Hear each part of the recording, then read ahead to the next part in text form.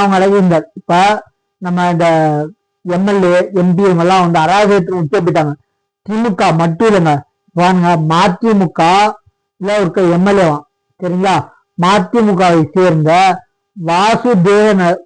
Vasudeva Nallur MLA சரண் திருமலைக்குமார் தனியார் நிறுவனத்தில் 2016 ரூபாய் 1 கோடி கடன் பெற்றார். நல்லா புரிஞ்சுக்கோங்க.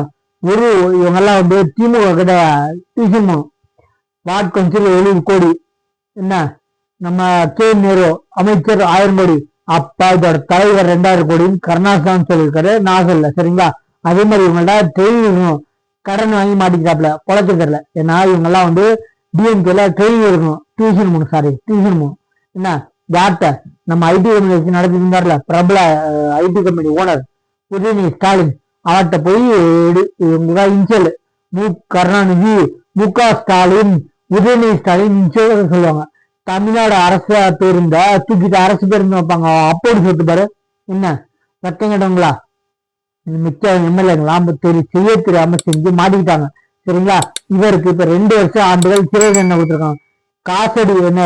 காசோலை மோசடி வழக்குல செக்கு பவுன்ஸ் கேஸ்ல 2 வருஷம் தண்டனை கொடுத்துருக்காங்க.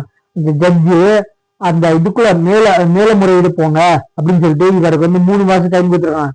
இவர் நம்பி இல்ல, இவங்களை ஓட்டு போட்டவங்க நம்பிக்கை போயிடுன்னு சொல்றதுக்காக, ஓட்டோட விளைய போயிடுன்னு சொல்றதுக்காக, அதாவது ஓட்டோட தன்மை என்ன போயிடுன்னு சொல்றதுக்காக இவருக்கு 3 மாசம் டைம் கொடுத்துருக்காங்க. மேல்முறையீட்டுக்கு போங்க, அது வரைக்கும் நிறுத்தி வைக்கிற தண்டனை அப்படின்னு இருக்காங்க. இவருக்கு அதாவது பாவப்பட்டுல, இவங்களுக்கு ஓட்டு போட்டவங்க பாவம்னு சொல்லிட்டு. ஏன்னா ஓட்டு போட்டவங்க ஒரே ஒரு நாள் தான் அந்த இதுக்காக இவங்களுக்கு 3 மாசம் கொடுத்துருக்கா ஜட்ஜி, வரவேற்கத்தக்க ஒரு ஜட்மெண்ட். ஏன்னா சும்மா இல்ல, 2016 1 கோடி ரூபாய் அமர்ந்திருக்காரு கடன் வாங்கி சரிங்களா. எப்படின்னு பாருங்க, இவங்க எல்லாம் டியூஷன் போகணும், யாரு நம்ம டிஎம்கே கிட்ட பார்த்து தெரிஞ்சுக்கோங்க சரிங்களா. நம்ம சேனல் சப்ஸ்கிரைப் பாருங்க. தேங்க்யூ.